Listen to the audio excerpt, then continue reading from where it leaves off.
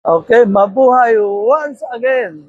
Caprio na naman, nandito tayo sa outdoor unit.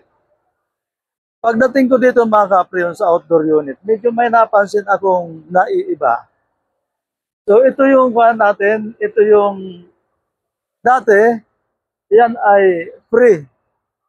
Yung ito dati wala yan. So alam mo na, kung minsan, sa mga clients natin, napakahalaga kasi yung presentation. Dapat laging maganda. So naglagay sila ng ganito. Kaya lang medyo hindi maganda ito Caprion. I-recommend natin na i-dismantle immediately dahil ang mangyayari dito Caprion, tatlong units to tatlong units yan. So pag ito sabay-sabay na umandar, aray ko,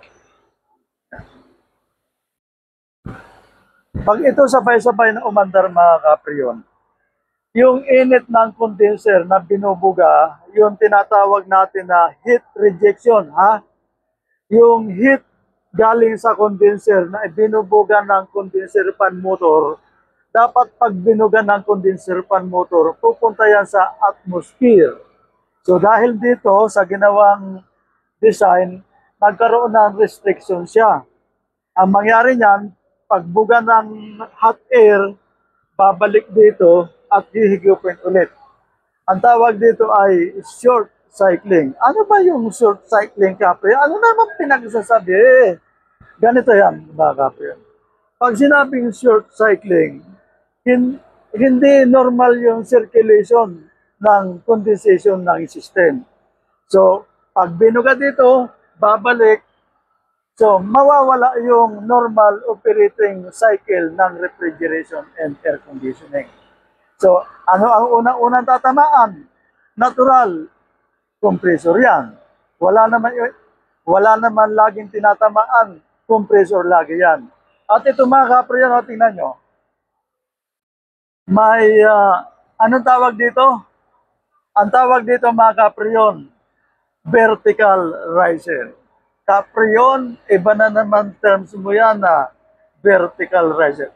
Bakit nga ba may vertical riser? Okay, mga Caprion, sa mga bagong installer, yung mga hindi masyado nakakaalam, ano nga ba ang trabaho ng vertical riser na ito? Ang vertical riser, mga Caprion, ang trabaho nito ay para kasi kaya naglalagay ng vertical riser, pag ang condensing unit mo mas mataas doon sa indoor, tulad nito, yung indoor unit nito nasa lower basement. So sa madaling salita, nasa baba yung indoor mo, nasa taas yung condensing unit mo. So ano ang mangyayari dyan? So karamihan dyan mga kapriyon, yung refrigeration loss na tinatawag. Baka sabihin na, paano malulos yan?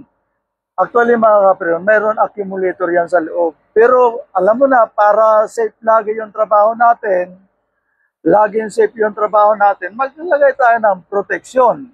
At ito isa ang trabaho nito, protection ng compressor. Bakit kamo? Bakit kamo?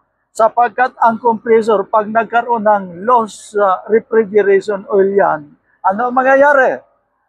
Una-una mangyayari yan mga kapriyon, magkakaroon ng friction, mechanical to mechanical. Sa maling salita, bakal to bakal.